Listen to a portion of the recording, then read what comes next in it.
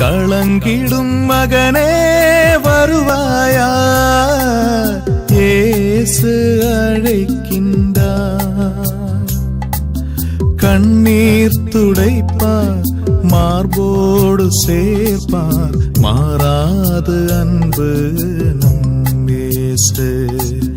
கண்ணீர் துடைப்பார், மார்போடு சேர்ப்பார், மாறாது அன்பு நம் இயேசு.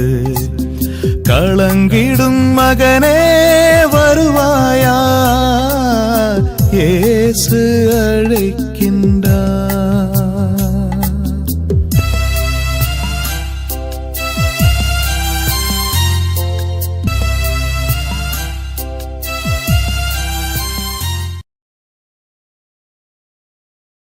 இயேசு கிறிஸ்துக்குள் பிரியமானவர்களே, ஆண்டவராய் இயேசு கிறிஸ்துவின் பரிசுத்தமுள்ள திருப்பெயரிலே நல்வாழ்த்துக்கள், நல்வாழ்த்துக்கள்.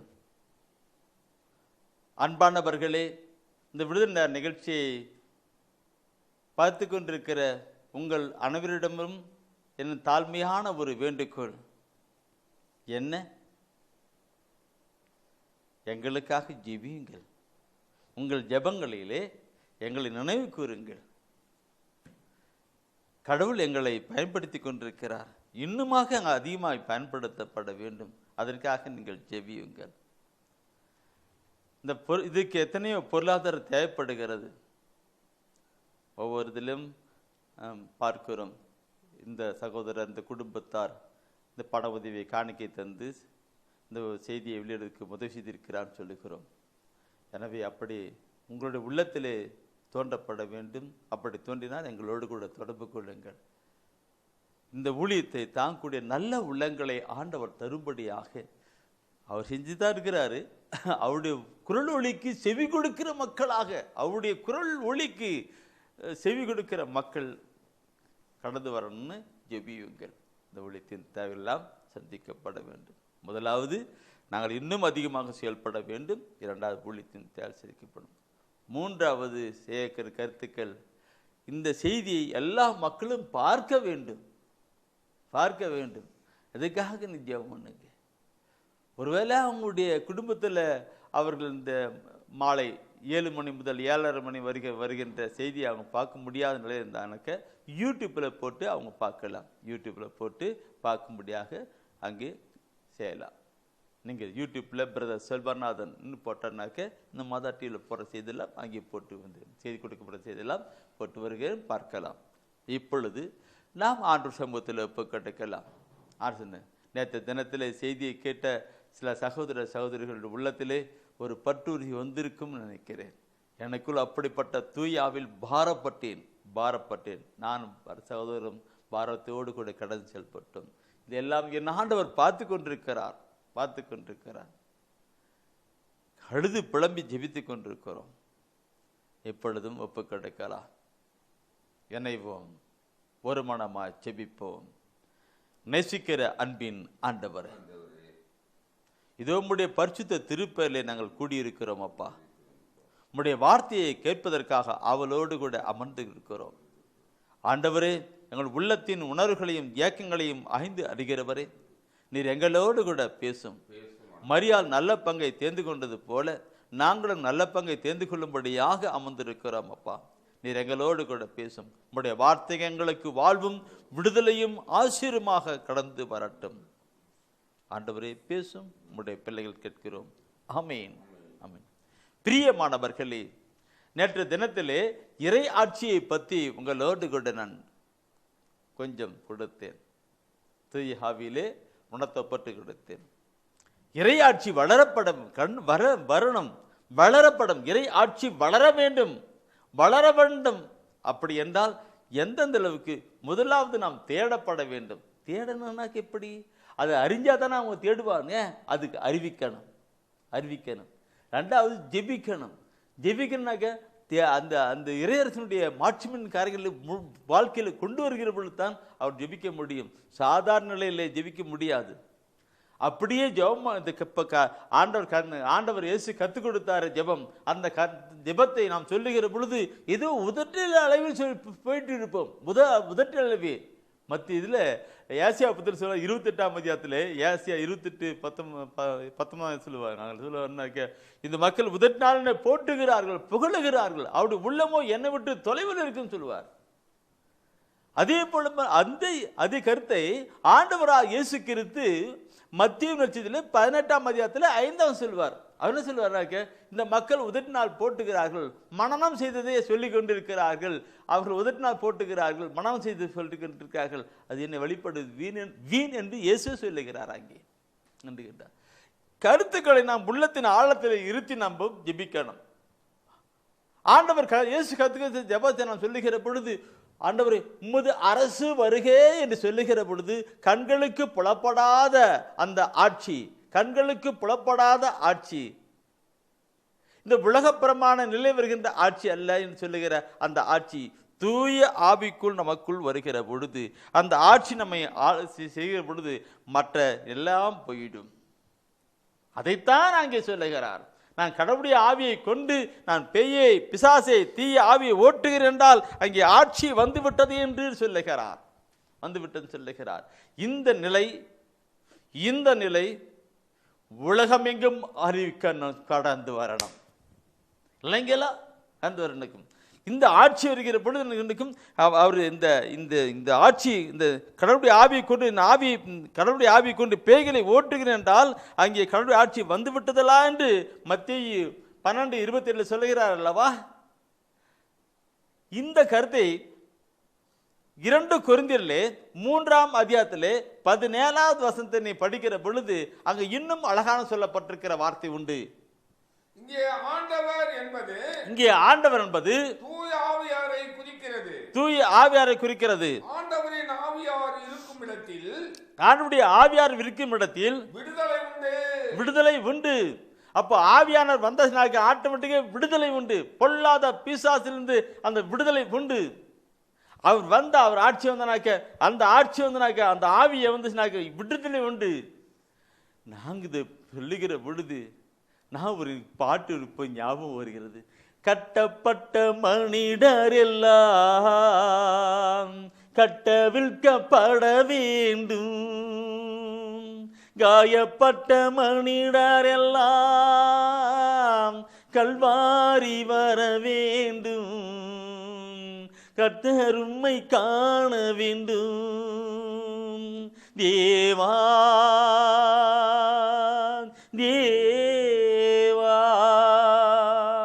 கட்டப்பட்ட மனிதர் எல்லாம் கட்டவிழ்க்கப்பட வேண்டும், காயப்பட்ட மனிதர் எல்லாம் கல்வாரி வர வேண்டும், கர்த்தர் உம்மை காண வேண்டும். ஆம் பிரியமானவர்களே, கடவுளுடைய ஆவியானவர் வந்து நம்மை ஆளுகை செய்யப்பட வேண்டும், ஆளுகை செய்யப்பட வேண்டும். அந்த ஆளுகை செய்கிற பொழுது விட்டு நான் சொன்ன ஒவ்வொரு வசனத்தையும் எழுதி வைத்திருக்கிறீங்க, குறித்து வச்சிருக்கிறீங்க, கேட்டுக்கிட்டே இருக்கிறீங்க, சிந்தித்து இருக்கீங்க. தேங்க்யூ தேங்க்யூ தேங்க்யூ சகோதரா சகோதரியே. கொஞ்சம் நினைச்சு பாருங்க. அந்த வசனம் இல்லைங்களா, லூக்காஸ்ல படிச்சுமில்ல, நான் பேய்கள் கடவுளுடைய ஆவியை கொண்டு பேய்களை ஓட்டுகிறேன் என்றால் அங்கே இறையாட்சி வந்துள்ளதுவான்னு சொல்றாரு. நீங்க இறையாட்சி நான் அதை லூக்காஸ்ல படிக்கிற பொழுது அந்த கருத்தை சொல்லுவார். லூக்காஸ்ல சொல்லுகிற பொழுது நான் இந்த இறையாட்சி இங்கே கண்ணுக்கு புலப்படாது, கண்களுக்கு புலப்படும்படி வருவதில்லை, கண்களுக்கு புலப்படும்பதில்லை, அவர் கண்களுக்கு புலப்படாதபடி வருகிறது தான் ஆவின்னு. அது ஆவியிலே வந்து ஆட்சி செய்கிற ஒரு கருத்தை தான் எடுக்கணும். எடுங்க. முன்ன லூக்காஸ் நற்செய்தியில நீங்க படிச்சிருப்பீங்க, 17ஆம் அதிகாரத்தில் படிச்சிருப்பீங்க, 20ஆம் வசனத்தை படிச்சிருப்பீங்க இல்லைங்களா, குறிச்சிருக்கீங்க. இப்போ 21ஆம் வசனத்தை தயவுசெய்து நீங்க படிச்சு பார்த்தனாக்கா அது சொல்லப்பட்டிருக்கும். என்ன சொன்னீங்க? இதோ இங்கே அல்லது அதோ அங்கே என சொல்ல முடியாது. ஏனெனில் இறையாட்சி உங்கள் நடுவேயே செயல்படுகிறது என்றார். உங்கள் நடுவே செயல்பட்டு கொண்டிருக்கிறார். இறையாட்சி அங்கே இங்கென்று அல்ல, இறையாட்சி உங்கள் நடுவிலே செயல்பட்டு கொண்டிருக்குன்னு சொல்றார். என் அன்பானவர்களே பார்க்கணும், இறையாட்சி உங்கள் நடுவிலே செயல்படணும். கடவுளுடைய ஆவியால் யார் ஆட்கொள்ளப்பட்டு செயல்படுகின்றார்களோ அங்கே கடவுளுடைய ஆட்சி வந்து விட்டது என்று அர்த்தம். அது இன்னைக்கு சகோதரனுடைய குடும்பத்தை பார்க்கும் பொழுது சகோதரனுடைய அவருக்குள்ள ஆட்சி, அவருடைய மனைவி துணைவியாருக்குள்ள ஆட்சி, அவருடைய பிள்ளைகளுக்குள்ள ஆட்சி. அவங்க பிள்ளைங்கள அப்போ கல்யாணம் பண்ணி போயிட்டு மேரே போயிட்டாங்க. இப்போ அவங்களுக்கு அவங்களுக்குள்ள ஆச்சு அந்த இது குடும்பம். கடவுள் இப்படி என்னை போய் நான் இருக்கிறேன், என்னுடைய குடும்பத்திலே இருக்கிற நிலையிலே நான் என்னுடைய பிள்ளைகள் பேரப்பிள்ளைகளாக இருக்கிறார்கள். எல்லாரையும் கடவுளுடைய ஆட்சி, கடவுளுடைய ஆவியானவர் ஆளுகை செய்து எடுப்பார்னால் நாங்கள் அவருடைய கட்சியை சேர்ந்தவர்கள், ஆட்சியை சேர்ந்தவர்கள், அந்த ஆட்சியை சேர்ந்தவர்களாக இருப்பதனாலே அந்த ஆண்டவர் எங்களுடைய குடும்பத்தின் தேவையில்லாமல் அவர் சந்திக்கிறவராக இருக்கிறார், தேவை நிறைவேற்றுவராக இருக்கிறார். அவர் எங்கேயோ ஆட்சி எங்கேயோ போயிட்டு அப்படி ஒன்றில் இதயத்திலே ஆட்சிகிறார். என் குடும்பம் முழுதுமாக அவருடைய ஆட்சிக்கு உட்பட்ட பிள்ளைகளாக இருக்கணும். ஒவ்வொரு குடும்பமும் அப்படி போகணும்.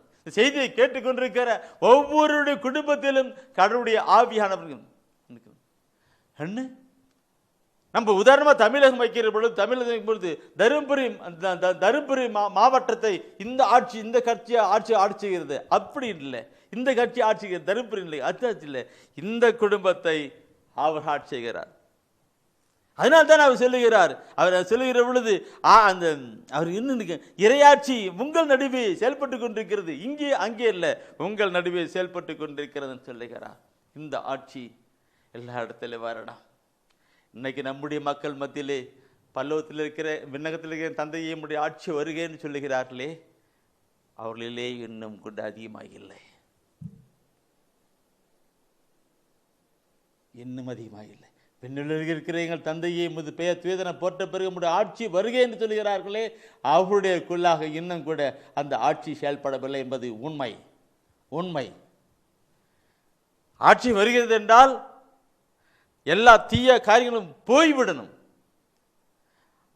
தூயவர் அவர், பரிசுத்தர் அவர், அந்த இயேசுவின் நிலையில் அங்கே கடந்து வருகின்றோம். நான் சொல்லுகிற கருத்தை பார்க்கணும். 1 கொரிந்தியரிலே பார்க்கிற பொழுது அதில் மிக தெளிவாக சொல்லுகிறார். 1 கொரிந்தியரிலே 4ஆம் அதிகாரத்திலே 20 சொல்லுவார். 1 கொரிந்தியரிலே 4ஆம் அதிகாரத்தில் 20 என்ன சொல்லுவார்னாக்க, இறையாட்சி என்பது இறையாட்சி உங்களுடைய ஆட்சி வருக, ஆட்சி வருக, அப்படி ஒன்று கிடையாது. அது தன் வாழ்க்கையில செயல்படுகிறதா இருக்கப்பட வேண்டும் என்று புனித பவுலடிகள் மிக தெளிவாக சொல்லுகின்றார். நீ எடுத்து படித்து பாருங்கள். என்ன சொல்லுகிறது? இறையாட்சி பேச்சில் அல்ல, செயல்பாட்டில் தான் இருக்கிறது. நம்முடைய சொல், செயல், சிந்தனை, நடத்தை, உடத்தில் தான் இருக்கிறது. இவரை கடவுள் ஆட்சிகிறார் என்று அங்கே அதில் தான் வெளிப்படுகிறவர்களே, மற்றப்பட்டதில் நான் கொண்டதில்லை. நான்கள் செல்லும்படி என் குடும்பம் செல்லுகிற பொழுது ஆளுகை செய்யும் ஆவி ஆனவரே, பலியாய் தந்தேன் பரிசுத்த மாணவரே. அந்த ஆண்டவர் என்னை ஆளுகை செய்கிற பொழுது இந்த தீய ஆவியெல்லாம் போயிட்டு அவர் ஆளுகை செய்கிற பொழுது இங்கே நன்மையான காரியங்கள், பரிசுத்தமான காரியங்கள் தான் செயல்பட்டு இருக்கும். ஆளுகை செய்யும் ஆவியானவரே, என்னுடைய இதயத்தை ஆளுகை செய்யும், என் உள்ளத்தை ஆளுகை செய்யும், என் எண்ணங்களை, சிந்தனை எல்லாவற்றையும் ஆசிரியர் செய்ய அவர்கிட்ட நாம் கேட்கணும் இருக்கும். ஆளுகை செய்யும் ஆவியானவர் இருக்கு. ஆளுகை செய்யும் ஆவியானவரை நாம் கேட்கணும். ஏதோ வாய்விட்டு ஆன ஜபங்கள் அல்ல, மாறாக உள்ளத்திலே உணர்ந்து நாம் கேட்கணும். ஆண்டவரே, உம்முடைய ஆட்சி வரட்டும், என் இதயத்தை ஆளுகை செய்யட்டும், என் குடும்பத்தில் இருக்கிற ஒவ்வொருவரையும் ஆளுகை செய்யட்டும், இந்த தமிழகத்தை ஆளுகை செய்யட்டும், தமிழகத்தில் இருக்கிற ஒவ்வொரு மகனிலும் ஆட்சி செய்யட்டும். இப்படியாக உலகமுகம் ஆட்சி செய்யப்பட வேண்டும் என்று நான் ஜெபிக்கிறேன். தொடர்ந்து நான் அந்த கருத்தை கொண்டு வருகிறேன். பிரியமானவர்களே, அவருடைய ஆட்சி வருவது சொல்லில் அல்ல, செயலில்லைன்னு சொல்லப்பட்டு எதிரில் கணக்கிட்டு இருக்கும். தயவு செய்து இறை ஆட்சி என்றால் என்ன என்பதை தயவு செய்து ரோமர் 14ஆம் அதிகாரத்திலே 17வது வசனத்திலே எடுத்து படித்து பாருங்கள். என்ன சொல்லுகிறது? ரோமர் 14:17 சொல்லப்படுகிறது என்ன? இறையாட்சி என்பது நாம் உண்பதையும் குடிப்பதையும் அடிப்படையாக கொண்டது அல்ல, மாறாக தூய ஆவி அருளுகின்ற நீதி, அமைதி, மகிழ்ச்சி ஆகியவற்றையே அடிப்படையாக கொண்டது. சகோதரமே, எல்லாம் பைபிள் மேல கை வச்சுட்டு பார்த்துருக்கிறீங்க. 300 வாட்டி தயவு செய்து எடுத்து படிச்சு பாருங்க. என்ன சொல்லுகிறது இறையாட்சி? அந்த ஆட்சி நமக்குள் இருக்குதான்னு சிந்தித்து பாருங்க. 300 வாட்டி படிச்சு பாருங்க. என்ன சொல்லுது? இறையாட்சி என்பது நாம் உண்பதையும் குடிப்பதையும் அடிப்படையாக கொண்டது அல்ல, மாறாக தூய ஆவியர்களும் நீதி, அமைதி, மகிழ்ச்சி ஆகியவற்றையே அடிப்படையாக கொண்டது. அவற்றையே அடிப்படையாக கொண்டது. எனக்கு இது இருக்கா? இது இருந்தா உண்மையாகவே கடவுளை ஆட்சி செய்கிறார் என்று அர்த்தம். இது தூய ஆவியான வந்து நம்மை ஆளுகை செய்கிற பொழுது இப்படித்தான் நடக்கும். பார்க்கணும். இது இருக்கா சகோதரமே? இருக்கா? அப்படி என்றால் நாம் கடவுளுடைய ஆட்சிக்கு உட்பட்டவர்கள். என் அன்பானவர்களே, இந்த ஆட்சிக்கு யார் உட்பட்டார்களோ அவர்கள் தான் விண்ணக ஆட்சிக்கு போவர்களா இருப்பார்கள். அவர் மகா மகிமையோடு கூட வருகிற பொழுது அவர் தானே வந்து ஆட்சி செய்வதற்கு நாம் தயாரிக்கும். அவருடைய வருகை நாட்கள் மிக சமீபமாக இருக்கின்ற காலகட்டத்திலே இந்த செய்தியை நான் கொடுப்பதிலே நான் மிகுந்த மகிழ்ச்சி அடைகிறேன். தூய ஆவியானவருக்கு மகிமை உண்டாவதாக. அவருடைய வருகை மிக சமீபம். அவர் விண்ணகத்திலிருந்து வருவார். யாரெல்லாம் இந்த ஆட்சிக்கு அவருடைய ஆட்சிக்கு உட்பட்டார்களோ அவளெல்லாம் அந்த ஆட்சியிலே சேர்ந்து அவர் ஆளுகை செய்வார் என்று தெய்வீக திருவிழயத்திலே நாம் பார்க்கிறோம். இந்த விளக்கத்திலே நிலை ஏன்னால்தான் விண்ணத்தில் தந்தையை ஆட்சி வருகை, நம்முடைய ஆட்சி வருகை பார்க்கிறோம். என் அன்பானவர்களே, நீதி தூய ஆவி அருளுகின்ற நீதியும் அமைதியும் பரிசுத்த ஆவிலே மகிழ்கின்ற மகிழ்ச்சி என்று சொல்லப்பட்டிருக்கிறது. அப்படிப்பட்ட மகிழ்ச்சி நமக்கு இல்லை. அப்படி இல்லை பார்க்கிற பொழுது சண்டை, சச்சரவு, பிரிவினை, பிளவு, களியாட்டம், குடிவெறி, விபச்சாரம், வேசித்தனம் இப்படிப்பட்ட நிலை இருக்குமானால் அவன் ஆட்சி செய்கிறான். கடவுள் ஆட்சி செய்யப்படவில்லை.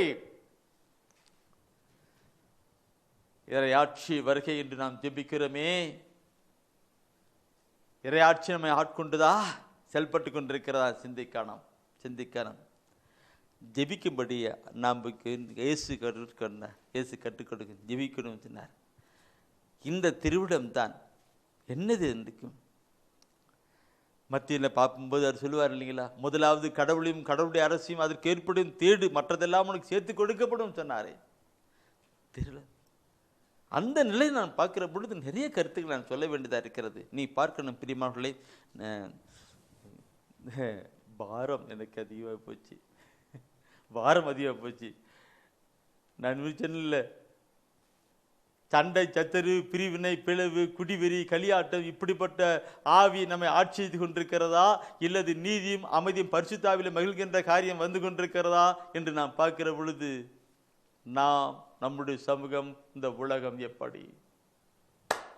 இயேசு அவருடைய ஆட்சி நிறுவுவதற்காகத்தான் இந்த உலகத்துக்கு வந்தார்.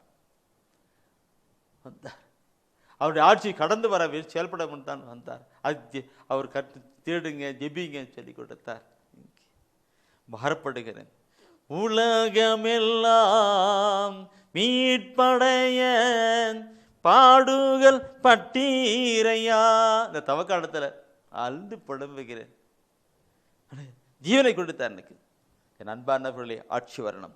சாரி, நான் இந்த கருத்தை நான் கொண்டிருக்கும் பொழுது கடவுளுடைய திருவிழம் என்ன, கடவுளுடைய திருவிழம் என்று பார்க்கிற பொழுது அந்த நிலையை நாம் பார்க்கிறோம். முதலாவது நாம் பரிசுத்தம் என்று பார்த்தோம் அல்லவா, அதற்கு இறையாட்சி என்பது குடிப்பதிலும் அடிப்படை, அது உண்பதிலும் குடிப்பதும் அடிப்படையாக கொண்டது அல்ல, மாறாக தூய ஆவி அருளும் நீதி, அமைதி, மகிழ்ச்சி ஆகியவற்றை அடிப்படையாய் கொண்டதுன்னு பார்க்கிறோம் அல்லவா. அந்த கடவுளுடைய அந்த திருவிழத்தின் பார்க்கிற பொழுது 1 தெசலோனிக்கர் 4ஆம் அதிகாரம், முதலாவது கடவுளையும் கடவுளையும் தேடு. அங்கே என்ன கருத்து சொல்லப்பட்டிருக்கிறது பார்க்கணும். 1 தெசலோனிக்கர் 4ஆம் அதிகாரத்து 3ஆம் வசனம் என்ன? நீங்கள் தூயவராவதே கடவுளுடைய திருவிழம். நீங்கள் தூயவராவதே கடவுளுடைய திருவிழம். பரத்தமை நீங்கள் தவிர்க்க வேண்டும். உலக பிரமாண பரத்தமை அந்த காரியெல்லாம் தவிர்க்கப்பட வேண்டும். நீங்கள் தூயராவதே கடவுளுடைய திருவிழம். என் அன்பானவர்களே, முதலாவது கடவுளையும் கடவுளுடைய அரசையும் அதற்கு ஏற்படுதும் தேடு என்று சொன்னால் என்ன அர்த்தம்? பரிசுத்தமான வாழ்க்கை வாழ வேண்டும் என்று தேடு. அங்கே கடவுளுடைய காரியங்கள் தேடு, அதுதான் தேடும். தூய உள்ளத்தோர் பேறு பெற்றவர்கள் சொல்லப்படும். தூய உள்ளதோர் பேறு பெற்றவர்கள் அவர் கடவுளை காண்பார்னு சொல்லப்பட்டிருக்கிறது. நாம் எல்லாம் பரிசுத்தராகணும், தூய்மையான, அதுதான் கடவுளுடைய தெய்வீக திருவுளமாய் இருக்கின்றது. அப்படி வருகிற பொழுது இங்கே கடவுளுடைய நிலை கடந்து வரும், திருவுளத்தின் காரியங்களை கடந்து வரணும். பிரியமானவர்களே, நாம் உள்ளத்திலே ஆழத்திலே திருவுளத்தின் அவருடைய பரிசுத்தமான நிலை கடந்து வருகிற பொழுது அங்கே ஆண்டவர் தானே அங்கே நமக்குள் செயல்படுகின்றவராய் இருக்கின்றார். இதை நாம் பார்க்கிற பொழுது இந்த தூய ஆவியானவர் எப்படி செயல்படுகின்றார்? பிரியமானவர்களே, பிரியமானவர்களே, பிரியமானவர்களே, தூய ஆவியானவர் என்னை கொந்தளிக்க செஞ்சிட்டு இருக்கிறார். இந்த இறையாட்சியை செய்தி குறித்து நான் சொல்லுகிற பொழுது என் உடம்பெல்லாம் பத்தி எரிஞ்சுக்கிட்டு இருக்கு. நாம் நம்முடைய சமூகத்தை பத்தி எரிஞ்சுக்கிட்டு இருக்கு. கடவுளுடைய திருவுளம் தூயவராவதே என்று, தூயராவதே கடவுளுடைய திருவுளம். எத்தனை தவக்காலம் வந்தது, எத்தனை விபூதி புதன் தவக்காலம் வந்தது. எவ்வளவு மக்கள் மனம் மாறி இருக்கிறார்கள், எவ்வளவு மக்கள் மனம் மாறி இருக்கிறார்கள். தூயராவதே கடவுளுடைய திருவுளம் என்று பார்க்கிறோம். அதுதான் அங்கே கடவுள் வந்து அமர்ந்து வாழ்த்திவார். எவ்வளவு மக்கள் அந்த தவக்காலத்திலே சில பக்தி முயற்சிகள் எல்லாம் ஏற்படுத்துகிறார், பயன்படுத்திக் கொண்டிருக்கிறார்கள். 40 நாட்கள் அது முடிந்தவுடனே எத்தனை எப்பொழுது வருகிறார்கள். உண்மையாகவே நான் பாரப்படுகிறேன், பார்க்கிறேன். நானும் அவங்களோடு கூட இருக்கிறதுனால அவருடைய பார்க்கிறேன், அவர் நடைமுறை காரியங்களை பார்க்கிறேன், பாரப்படுகிறேன். எசேக்கியேலில் சொல்லப்பட்டபடி எருசலேம் நகர பட்டணத்தெல்லாம் பார்த்து அழுது புலம்பி யார் கண்ணு விடுகிறார்களோ நெற்றில அடையாளம் சொல்லப்படி நான் அழுது புலம்பிக் கொண்டிருக்கிறேன். தூய ராகனம், பெருமானவர்களே, தூய ராகனம், அதுதான் கடவுளுடைய திருவிழமாக இருக்கிறது. இந்த தூய அந்த நிலையை தூய ஆவியானவர் வந்து நமக்கு சுட்டி காட்டுவதாக இருக்கின்றார். தயவுசெய்து படிக்கணும். யோவான் 16ஆம் அதிகாரத்திலே 18வது வசனத்தை எடுத்து படித்து பாருங்கள். 16ஆம் அதிகாரத்திலே 16ஆம் அதிகாரத்தில் 8ஆம் வசனத்தை படிங்க. அதில் 10ஆம் வசனம் படித்து பார்க்கணும். அதில் ஒரு அருமையான கருத்து இருக்கு. அவர் வந்து பாவம், நீதி,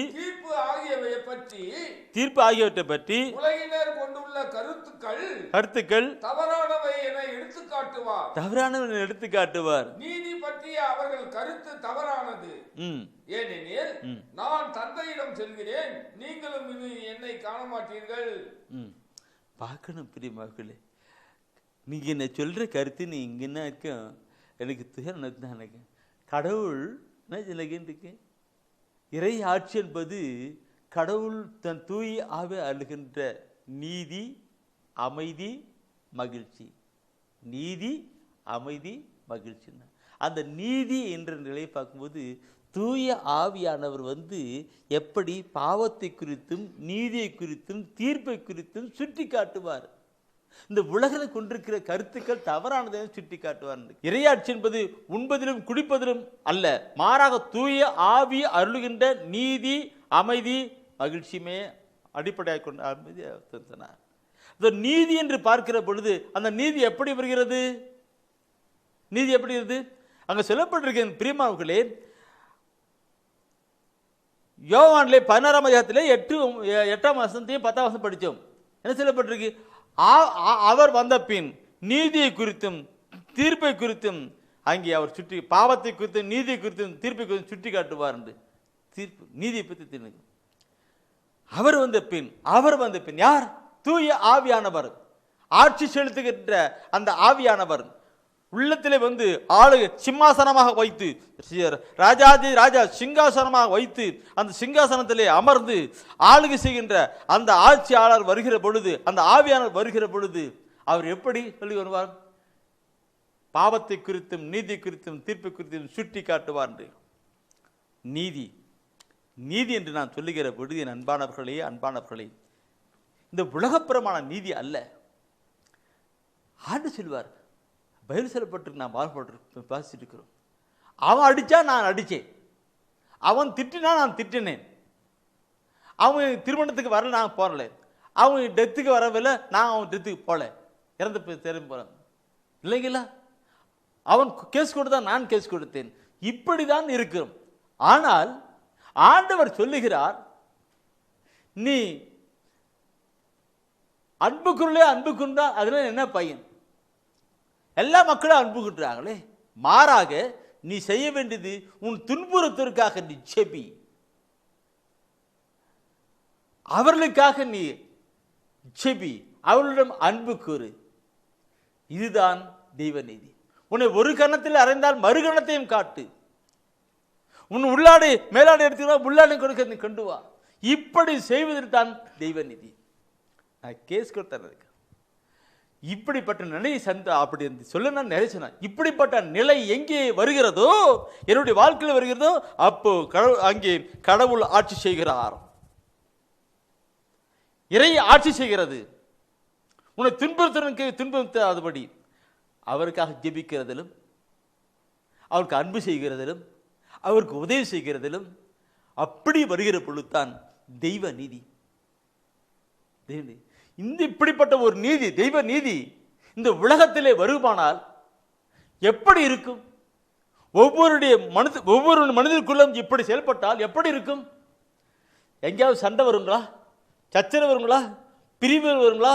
பிளவு வருங்களா? சொல்லுங்க சகோதரவே. கடவுளுடைய ஆவி அருளுகின்றது. நீதியும் அமைதியும் பரிசுத்த ஆவிலே மகிழ்கிற நிலை.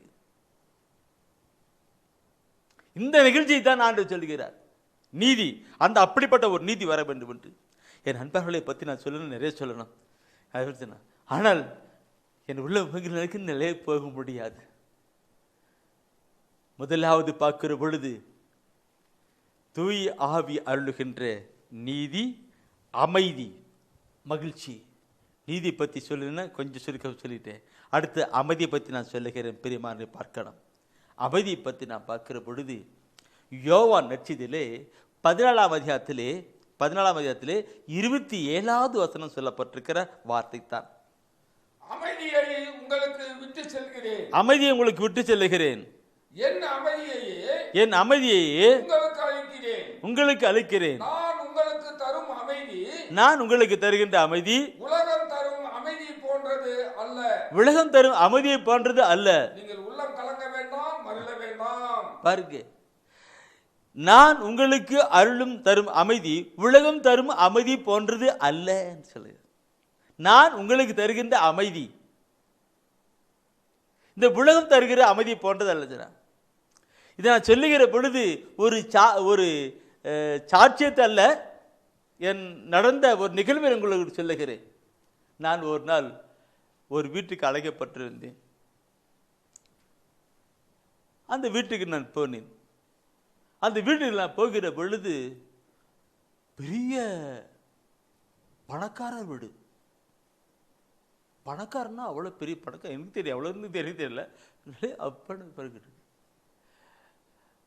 அவங்க வீட்டில் வேலை ஒர்க் பண்ணுறாங்களே, அவங்களுக்கு கூட கார், கடைக்கு போயிட்டு வர்றது, அங்கே போயிட்டு வரது கூட கார், அவ்வளோ பெரிய பணக்காரர். நான் வீட்டுக்கு நுழையும் போது அந்த டோரை பார்த்தேன். டோர் அப்படி பார்த்துனா பயங்கரமான இல்லை, அது தொட்டடி அப்படி பார்த்து தொட்டு பார்த்தேன். அப்படின்னு விண்டோஸ், டோருக்கு அந்த லைட்டு, அதில் ஃபேன், அது இதெல்லாம் பார்த்து சோபா செட்டு இதெல்லாம் பார்த்து அப்படியே நான் அப்படியே பார்த்துட்டு இருக்கிறேன். அப்போ அந்த வீட்டுக்காரர் சொன்னார், இதுக்கு அந்த வீட்டுக்காரர் சொன்னார், என்ன பிரதர் அப்படி பார்க்குறீங்கன்னு கேட்டார். இல்லை, இது வீடா அரண்மனையான்னு பார்த்தேன். என்ன வீடு இருக்கு. அப்போ அந்த சகோதரர் சொன்னார், என்ன இருந்து என்ன பிரதர் பண்ணுறது, நிம்மதி இல்லை. என்னது? அவர் கையை எங்கே வச்சு சொன்னார், என்ன இருந்து என்ன பிரதர் பண்ணுறது, நிம்மதி இல்லை. இந்த நிம்மதியை கொடுக்கிறவர் ஆண்டவர் தான். இந்த நிம்மதியை கொடுக்கிறவர் ஆண்டவர் தான். பிரியமானவர்களே, அதுதான் அமைதி. இந்த உலகம் கொடுக்க முடியாத அமைதி சொல்லு. பணமோ படிப்போ பட்டமோ அதிகாரமோ சொத்தோ சுகமோ கொடுக்காத ஒரு அமைதியை கொடுக்கிறவர் ஆண்டவர் தான். என் அன்பானவர்களே, இறை ஆட்சி வருகிற பொழுது, தூய ஆவிக்குள்ளாக அது ஆட்சி செய்கிற பொழுது தெய்வீக அமைதி கிடைக்கும். நினைச்சு பார்க்கணும். இன்னைக்கு அநேக குடும்பத்தில் எல்லாம் இருந்து ஒன்றுமே இல்லை, அமைதி இல்லை. ஏன்? இந்த ஆட்சி, கடவுளுடைய ஆட்சி இல்லை, ஆட்சி இல்லை. இங்கே சண்டையும் சச்சரவும் பிரிவினையும் ஒரு குழப்பமும் போராட்டமும் நிம்மதி இல்லாத ஒரு வாழ்க்கையா இருக்கிறது. அப்படி அல்ல. கடவுளுடைய ஆட்சி வருகிற பொழுது முதலாவது தூய்மையாகப்படுகிறது, தெய்வீக திருளம் தூய்மையாகப்படுகிறது. இரண்டாவது அங்கே பார்க்கிற பொழுது அங்கே நீதியின் காரியங்கள் செயல்பட, தூயாவை வந்து நீதியின் செயல்படுகிறது. மூணாவது நாம் பார்க்கிற பொழுது அங்கே அமைதி கொண்டிருக்கிறது, தூய ஆவியானவர் கொண்டு.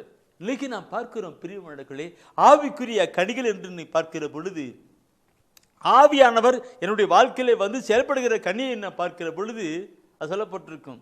ஆவியானவர் விளைவிக்கின்ற பலன்கள், கனிகள், பொருட்கள் என்று பார்க்கிற பொழுது கலாத்தியர் 5ஆம் அதிகாரத்தில் தான் சொல்லப்பட்டிருக்கிறது. 22ஆம் வசனத்திலே, கலாத்தியர் 5ஆம் அதிகாரத்திலே 22ஆம் வசனத்தை எடுத்து படிச்சு பாருங்க. என்ன சொல்லப்பட்டிருக்கு?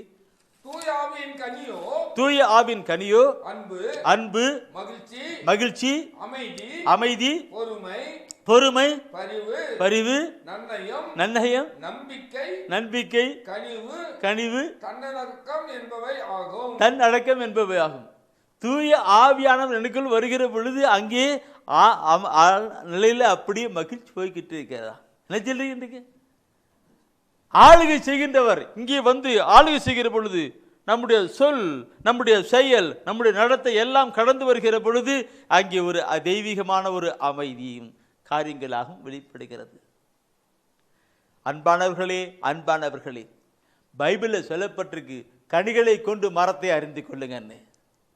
கனிகளை கொண்டு மரத்தை அறிந்து கொள்ளுங்க. கெட்ட கனி கொடுக்காத மரம் உண்டு, கெட்ட கனி கொடுக்கின்ற மரம் உண்டு, நல்ல கனி கொடுக்கும்.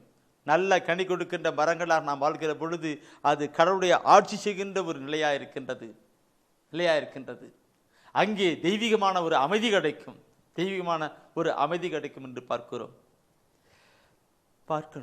இதெல்லாம் நம்முடைய தனிப்பட்ட வாழ்க்கையிலே, நம்முடைய சமூகத்திலே, நம்முடைய வட்டத்திலே, நம்முடைய நாட்டிலே இப்படிப்பட்ட நிலை இருக்கிறதா என்று சிந்தித்து பார்க்கணும். இறை ஆட்சி வருகிறதா என்று பார்க்கணும்.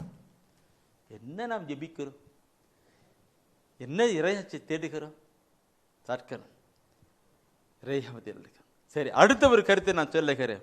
ஆனா தூய ஆவியானவர் அருளுகின்ற நீதி, அமைதி, மகிழ்ச்சி என்று பார்க்கிறோம்.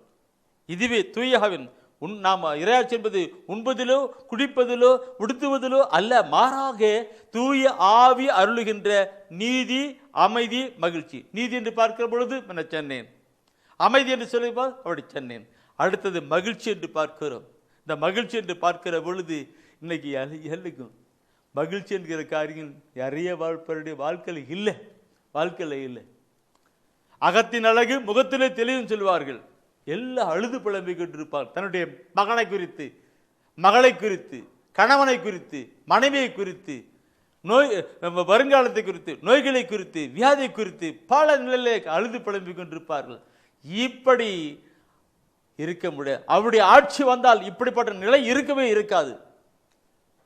அவருடைய ஆட்சி வந்தால், அவருடைய இங்கே ஆட்சி வரண்டால் இப்படிப்பட்ட நிலை இருக்கவே இருக்காது. கவலையும் கண்ணீரும் துக்கமும் வேதனையும் பிரச்சனையும் இருக்கிற நிலை இருக்கவே இருக்கிறது. ஏனெனில் அவர் ஆளுகை செய்து அதெல்லாம் போக்கி விடுவார். எனவே தான் நாம் பார்க்கிறோம் பிரியமானவர்களே, இன்னைக்கு பார்க்கிற பொழுது யோவானிலே சொல்லப்படுகிற மகிழ்ச்சி தான். யோவானிலே 15ஆம் அதிகாரத்தில் தான் சொல்வார். யோவான் 15, நீங்கள் அதாவது நானே திராட்சை செடி, நீங்கள் என்னோட இருந்தால் அந்த வசந்தம். யோவான் 15ஆம் அதிகாரத்திலே 11ஆவது வசனத்தை படித்து பாருங்கள். என்ன சொல்கிறது? என் மகிழ்ச்சி உங்களுள் இருக்கவும் உங்கள் மகிழ்ச்சி நிறைவு பெறவுமே இவற்றை உங்களிடம் சொன்னேன். என் மகிழ்ச்சி உங்களுள் இருக்கவும் உங்கள் மகிழ்ச்சி நிறைவு பெறுமே உங்களிடம் வெட்டி சென்றார். அப்போ கடலோடு கூட இணைந்திருக்கிற பொழுது அந்த தூய ஆவியானவர் அது அப்படியே கடந்து நமக்கு ஒரு மகிழ்ச்சியை கொடுக்கிறதா இருக்கிறது. அந்த மகிழ்ச்சி கணக்கு, இந்த மகிழ்ச்சி இந்த உலகம் கொடுக்க முடியாது. அமைதி உலகம் கொடுக்க முடியாத மகிழ்ச்சி. இந்த மகிழ்ச்சி உலகம் கொடுக்க முடியாத மகிழ்ச்சி. தண்ணி அடிப்பதனால அதில் அடிப்பதனால மகிழ்ச்சி அல்ல, மாறாக தெய்வீகம், கடவுள் தூய ஆவிலை கொடுக்கிற மகிழ்ச்சி. இந்த மகிழ்ச்சி நமக்கு வேண்டும் என்று அவருடைய ஆட்சியில் இருக்கணும். பிரியமானவர்களே, இந்த ஆட்சி குறித்து நாம் மீண்டும் சொல்கிறோம். அந்த மகிழ்ச்சி குறித்து சொல்கிற பொழுது வேறொரு வசனம் கூட தூயாவின் உணர்த்துகிறார். யோவானிலே 16ஆம் அதிகாரத்திலே அவர் சொல்லுவார். அந்த யோவான் 16ஆம் அதிகாரத்தில் 22ஆம் வசனம் நினைக்கிறேன், அதில் சொல்லியிருப்பாரு. அது என்ன சொல்லுவார்னாக்க, இப்பொழுது நீங்களும் துயருவீர்கள், ஆனால் நான் உங்களை மீண்டும் காணும்போது உங்கள் உள்ளம் மகிழ்ச்சி அடையும். உங்கள் மகிழ்ச்சி அடையும். உங்கள் மகிழ்ச்சியை, அந்த மகிழ்ச்சியை யாரும் உங்களிடமிருந்து நீக்கிவிட முடியாது. இந்த மகிழ்ச்சியை யாரும் நீக்கிவிட முடியாது. எந்த பிரச்சனையோ போராட்டமோ இந்த அளவுக்கு இருக்கும், நீக்கிவிட முடியாது. எந்த மகிழ்ச்சியை யாராலும் நீக்கிவிட முடியாது. என்ன அப்படிப்பட்ட நிலையில நான் வந்துகிட்டு இருக்கேன். அந்த மகிழ்ச்சி யாராலும் இருக்கும். துன்பத்திலும் துன்ப அந்த அருமை பாடுவான். இவர் சொல்லுவார் இல்லையா, அந்த அவங்க சொல்லுவார், நான் அவருக்குள்ளே மகிழ்ச்சியா இருக்கிறேன். அவருக்கு அப்படியேப்பட்ட நிலையில் நமக்கு கடவுள் மகிழ்ச்சி கொடுக்கிற நிகழ்ச்சியான். எனவே நண்பானவர்களே, இறையாட்சி வருகிற பொழுது நீதி, அமைதி, அவருக்குள் மகிழ்கின்ற மகிழ்ச்சி, அதுதான் கலாத்தியர் புத்தகத்திலே முன்னே படித்தோம் அல்லவா. அமைதி, அன்பு, அமைதி, மகிழ்ச்சி, மகிழ்ச்சி, அந்த கனியும் அங்கே வருகிறது, தூயான் வருகின்றது. Praise the Lord. எனவே நம்முடைய வாழ்க்கையிலே அப்படிப்பட்ட நிலை வரப்பட வேண்டும் என்று கொண்டு வருகிறோம். இப்பொழுது கூட நண்பானவர்களே, என் ஒரு செய்தியை நான் தொடர்ந்து முடிக்க நினைக்கிறேன். நாளைக்கு நான் நிறைய சொல்லும் போல் தெரிகின்றது. இந்த காரியங்களை பார்த்தோம். தேட வேண்டும், ஜெபிக்க வேண்டும், அறிவிக்க வேண்டும். இந்த 3 காரியங்களும் இணைந்து செயல்பட்டால் தான் இறையாட்சி வரும். இறையாட்சி இந்த உலகத்திலே கடந்து செயல்படும். நம்ம என்ன சொன்னதெல்லாம் தேடவும் ஜெபிக்கவும் சொன்னேன். இப்போ அறிவிக்கிறதை பற்றி கொஞ்சம் சொல்லி நான் முடிக்கலான்னு நினைக்கிறேன். மத்தேயுவிலே பார்க்கிற பொழுது இயேசு இந்த உலகத்துக்கு வருகிறதுக்கு முன்னாடி யோவான் ஸ்நானகன் அறிவித்தார். விண்ணரசு நெருங்கி விட்டது என்று நற்செய்தி நெருங்கிவிட்டது, மனதில் நற்செய்தி முடிச்சினார். இயேசு ஆண்டவர் விண்ணரசு நெருங்கிவிட்டது, மனதில் நற்செய்தி என்று முடிச்சினார். தன் சீடர்களுக்கு சொன்னார், அறிவிக்க சொன்னார். இந்த கருத்தை நான் பார்க்கிற பொழுது, சீடர்களுக்கு சொல்லுகிற பொழுது அவர் சொல்லுவார், எனக்கும் அது நம்ம இருக்கும். மத்திய 10ஆம் அதிகாரத்தில் 7வது வசனத்தை படிக்கிற பொழுது அங்கே அவர் சொல்லுவார், சீடர்கள் அனுப்பும்போது விண்ணரசு நெருங்கிவிட்டது என்று பறைச்சாட்டுகள் சொல்வார். விண்ணரசு நெருங்கிவிட்டது என்று பறைச்சாட்டு. அப்படி பறைச்சாட்டு போல் தான் அந்த இறை ஆட்சி என்றால் என்ன என்று இந்த நாளிலே, இந்த 3 நாளில் உங்களோட சொல்லி கொண்டு இல்லவா, இல்லைங்களா? கேட்டீங்க. இதே போல இறையாட்சி என்பது என்ன என்று எல்லாம் ஒவ்வொரு மகனுக்கும் மகளுக்கும் தெளிவாக தெரியுமானால் அந்த இறையாட்சியை தேடுவார்கள், இறையாட்சியை பெற்றுக்கொள்ள வேண்டும் என்று ஜெபிப்பார்கள். எனவே அறிவிக்கப்பட வேண்டும். ரோமர் பத்தத்திலே 10ஆம் அதிகாரத்திலே 17வது வசனம் சொல்லப்பட்டிருக்கிறது. என்ன படிங்க பார்க்கலாம். ஆகவே அறிவிப்பதை கேட்டால்தான் நம்பிக்கை உண்டாகும். கிறிஸ்துவை பற்றிய நற்செய்தி அறிவிக்கப்பட்டால்தான் அதை கேட்க வாய்ப்புண்டு. சொன்னதான இறையாட்சி என்றால் என்ன? இன்னைக்கு ஒவ்வொரு கட்சியை பற்றியும் அவங்க பெரிய வடிச்சிருக்கிறாங்களா, அதே போல நாமளும் கடவுளுடைய ஆட்சியை பற்றி சொன்னாதானே அவர் கேட்பாங்க. இறையாட்சி என்றால் என்ன? இறையாட்சி வருகிற பொழுது எப்படி இருக்கும்?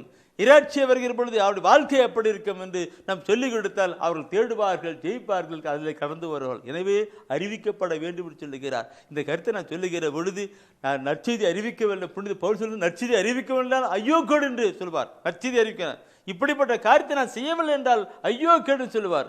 எனவே நண்பர்களோட தயவு செய்து தானியேல் புத்தகத்தை எடுங்க, தானியேல் புத்தகத்தை எடுங்க. அதில் சொல்லுகின்ற ஒரு கருத்தை நீ பார்க்கணும். அந்த வசனத்தை நான் படிக்கிற பொழுது அழுது புலம்பி நான் ஜெபிவிட்டேன். ஏன் அவருடைய ஆட்சி இந்த உலகத்தில் வரும், அவன் ஆட்சி நிலைத்திருக்கும் சொல்லப்பட்டு என்றால் இன்று நாம் நம் சமூகத்தில் எப்படி என்றது இந்த வசனத்தோடு கூட சிந்தித்து பாருங்கள், படித்து பாருங்கள், கெடுத்து பாருங்கள். அந்த அரசர்களின் காலத்தில் தானியேல் கடவுள் ஒரு அரசை நிறுவுவார். விண்ணக கடவுள் ஒரு அரசை நிறுவுவார். அது என்றுமே அழியாது. அது என்றுமே அழியாது. அதன் ஆட்சி உரிமை வேற எந்த மக்களினத்திற்கும் தரப்படாது. அது மற்ற அரசுகளை எல்லாம் நொறுக்கி, மற்ற அரசுகளை நொறுக்கி அவற்றிற்கு முடிவு கட்டும். முடிவு கட்டும். அதுவோ என்றென்றும் நிலைத்திருக்கும். மற்ற அரசுகள் எல்லாம் ஒடுத்து நொறுக்கி விடுனாக எந்த நிலைக்கு என்ன இதுக்கு? தீய ஆவி, பிசாசின் ஆவியெல்லாம் அடிச்சு நொறுக்கி போகணும்ன்றதான் பொடுத்தி போட்டு கொண்டு வருதான் சொல்லப்பட்டிருக்கிறது. என் அன்பானவர்களே, பார்க்கணும். விண்ணக கடவுள் ஓர் அரசை, விண்ணக அரசை அவர் நிறுவார், அவர் என்றுமே அறியாது சொல்லி கழுவி கொண்டு வருகிறாட்டுக்கு. மற்ற அரசெல்லாம் நொறுக்கி விடணும். அந்த பொல்லாத பிசாசின் ஆட்சியெல்லாம் நொறுக்கி போடும். குடிவெறி, களியாட்டம், விபச்சாரம், வேசித்தனம்ங்கிற அந்த தீயாவெல்லாம் விட்டு அகண்டு போகும். ஆண்டுடைய ஆவியானவர் எங்கேயோ விடுதலை உண்டாகி கொண்டிருக்கும் என்றபடி உண்டாகி கொண்டிருக்கும். ஆண்டவரே நிலையாய் வந்து என்னை ஆட்சி செய்வார். என்னைக்குள்ள ஆட்சிக்கிற பொழுது அந்த விண்ணக ஆட்சிக்கு நான் உரிய மகனாக மகளாக மாறுவேன். ஒன்று அரசராகமத்தில் எடுக்கலாம் பிரியமானவர்களே. ஒன்று அரசராகமத்திலே 9ஆம் அதிகாரத்திலே 3வது வசனத்தை ஆண்டவர் தூய ஆவியானவர் காண்பிக்கிறார். 1 அரசர் 9 3வது வசனத்தை காண்பிக்கிறார். படிப்போமே. ஆண்டவர் அவரிடம் சொன்னது, என் முன்னிலையில் நீ செய்த வேண்டுதலையும் விண்ணப்பத்தையும் கேட்டேன். நீ கட்டின இக்கோவிலில் எனது பெயர் என்றென்றும் விளங்கும்படி அதை புனிதமாக்கினேன். என் கண்களும் என் இதயமும் என்னாலும் அங்கே இருக்கும். ஒரு ஆலயத்தை கட்டுகிறார் சாலமோன். கட்டிட்டு அவர் அங்கே ஜெபம் பண்ணுகிறார். அங்கு ஜெபம் பண்ணுகிற பொழுது கடவுள் அவருக்கு அளித்த பதில் அதுதான். நீ கட்டின இக்கோயில் என் பெயர் என்னென்று விளங்கும்படி அதை புனிதமாக்கினேன். என் கண்களும் இதயமும் என்னாலும் இங்கே இருக்கும். என் அன்பானவர்களே, சாலமோன் ஆலயத்தை கட்டி அதுக்காக ஜெபிக்கிற பொழுது கடவுள் அவர் கொடுக்கப்பட்ட வார்த்தை இது.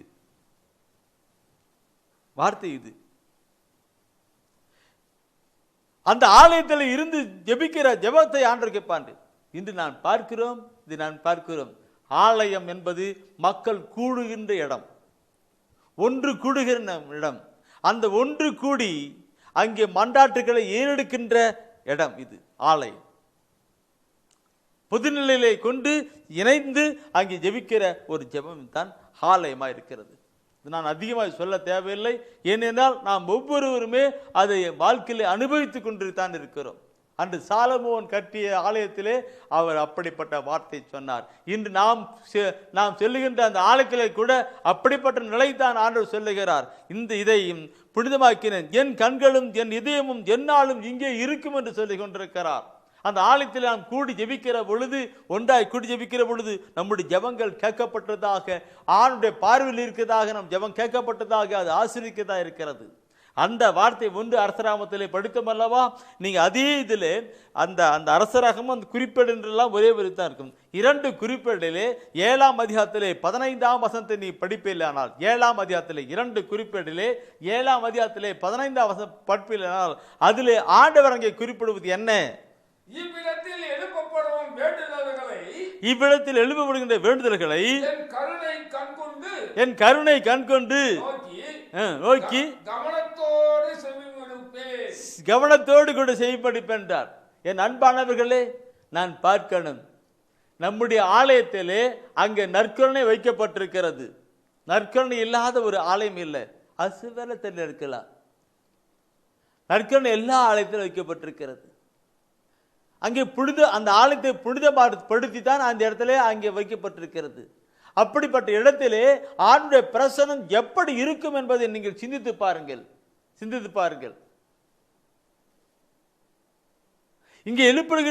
இவ்விடத்தில் எழுப்புகின்ற வேண்டுதல்களை என் கருணை கண்கொண்டு நோக்கி சொல்றார். கருணை கண் நோக்கி சொல்றாரு. இன்று மக்கள் அப்படி நிலை போகல. ஆலயத்துக்கு போகணும். அதனால்தான் ஒவ்வொரு திருப்பலியிலே கலந்து கொண்டு அந்த தெய்வீக திருப்பலியிலே ஆண்டவருடைய பிரசன்னத்திலே கடந்து போகும். கோயிலுக்கு போனாக்கா இன்னைக்கு நான் பார்க்கும் பொழுது நான் ஒரு நாள் ஒரு ஆலயத்துக்கு போனேன். ஒரு ஆலயத்துக்கு போனேன். ஆலயத்துக்கு போகிற பொழுது மிகுந்த நான் வேதனைப்பட்டேன். அந்த எதிர்பாராத நிலையில் அந்த ஆலயத்துக்கு நான் போக வேண்டிய நிலை வந்தது. ஆனால் போனேன்.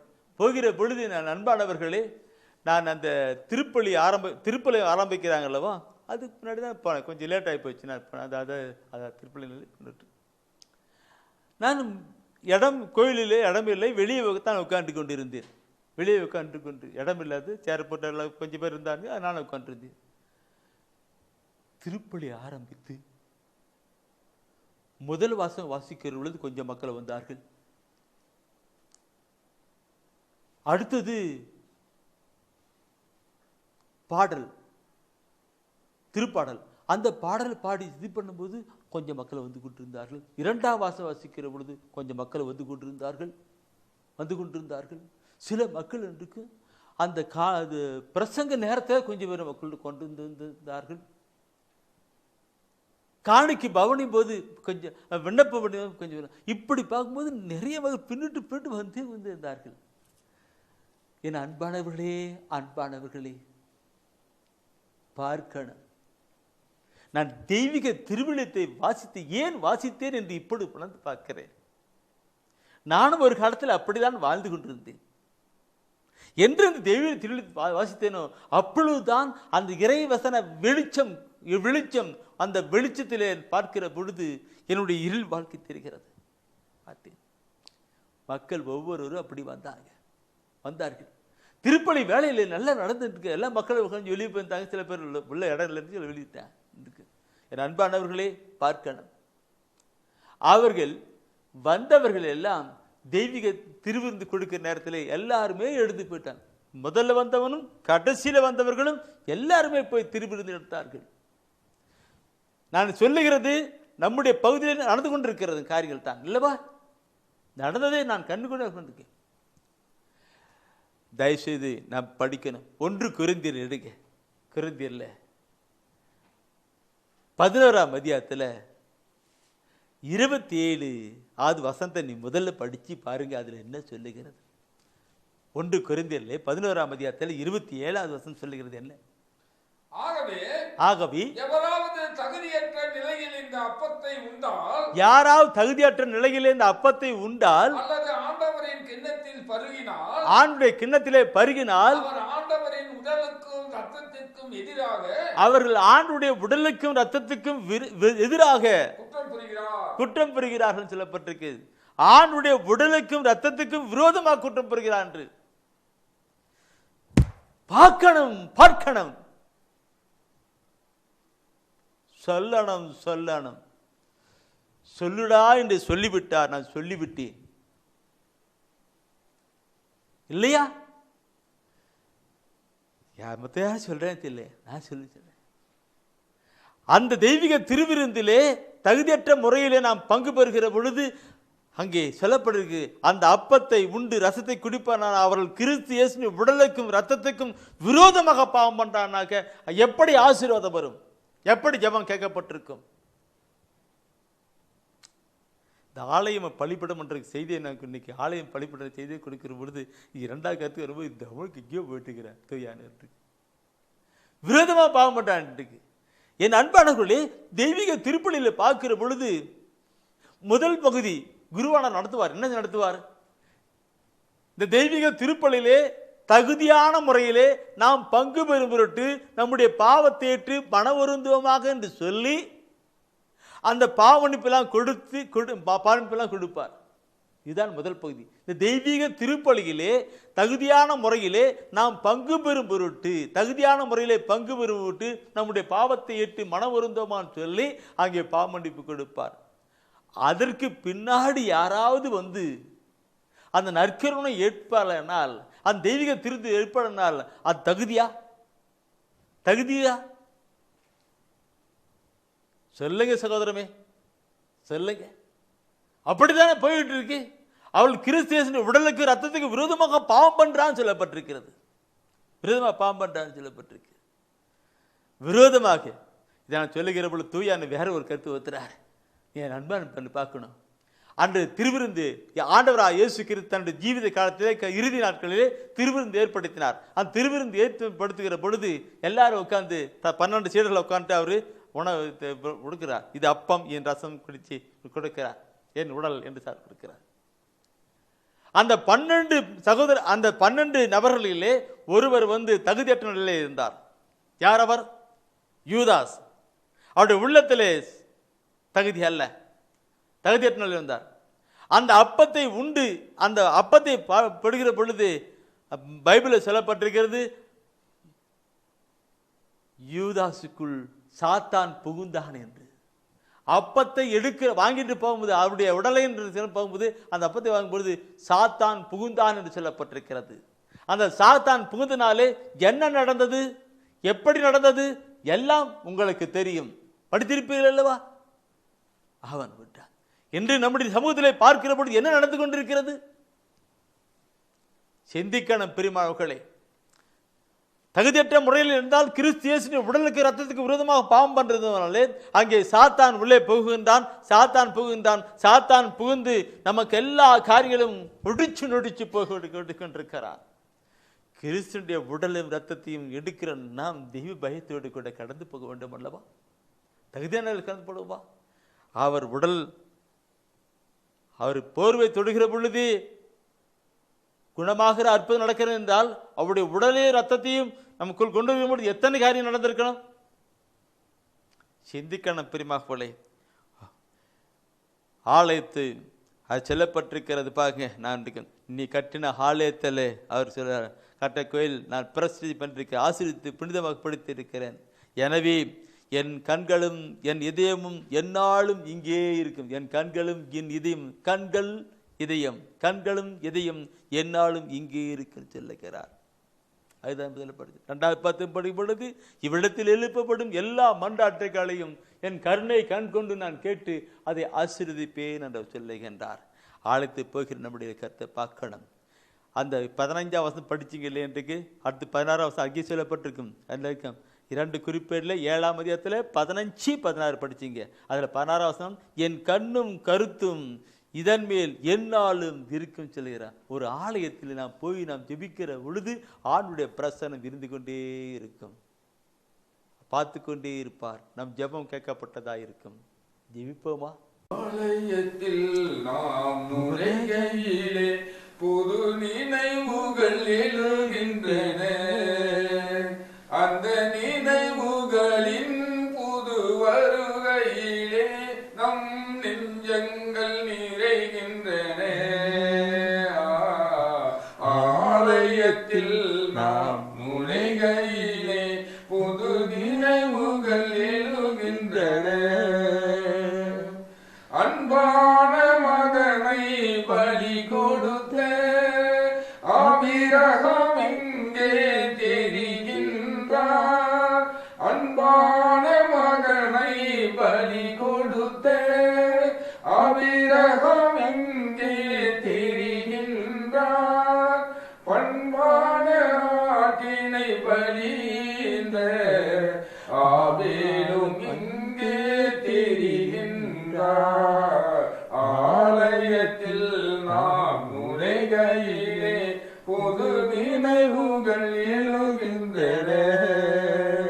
அந்த நினைவுகளின் புது வருகையிலே நம் நெஞ்சங்கள் நிறைகின்றன.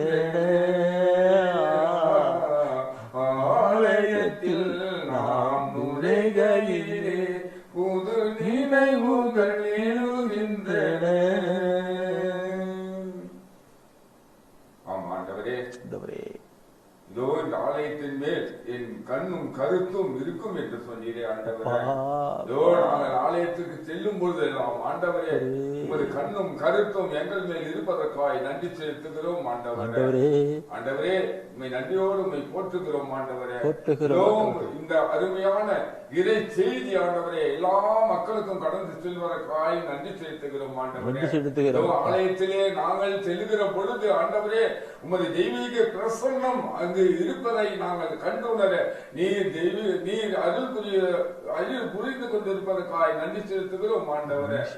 எங்கள் அனைவரும் கரங்களில ஒப்பு கொடுக்கிறோம். இந்த இறைச்செய்தியை கேட்டுக்கொண்டிருக்கிற ஒவ்வொருவரையும் ஆசீர்வதிப்பீராக ஆண்டவரே. இந்த இறைச்செய்தியை கேட்டுக்கொண்டிருக்கிற ஒவ்வொருவருடைய தேவைகளை சந்திப்பீராக ஆண்டவரே. ஆண்டவரே, ஆலயத்துக்கு செல்லும் பொழுது ஆண்டவரே ஒவ்வொருவரையும் ஆண்டவரை ஆசீர்வதிக்க முடியாது ஜெபிக்கிறோம் ஆண்டவரே. இயேசுவே, உமக்கு நன்றி செலுத்துகிறோம். ஒவ்வொருவருடைய தேவைகளையும் ஆசீர்வதிப்பீராக ஆண்டவரே. இயேசுவே, உமக்கு நன்றி. அரியே வாழ்க ஆண்டவரும் உடனே, பெண்களிலே நீர் பேரு பெற்றீரும் மகனும் வாழியவே. பரிசுத்த மரியாயே எங்கள் பரமனின் தாயாரே, பாவிகள் எங்களுக்காய் பரமனை மன்றாடும். இப்போதும் நீர் மன்றாடும், எப்போதும் நீர் மன்றாடும். தீமைகள் நெருங்கையிலே பரமனை மன்றாடும்.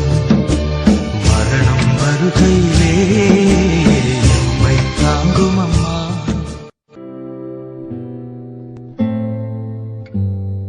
தெய்வ ஒளியும் ஒளியும் என்ற மாத இதழ்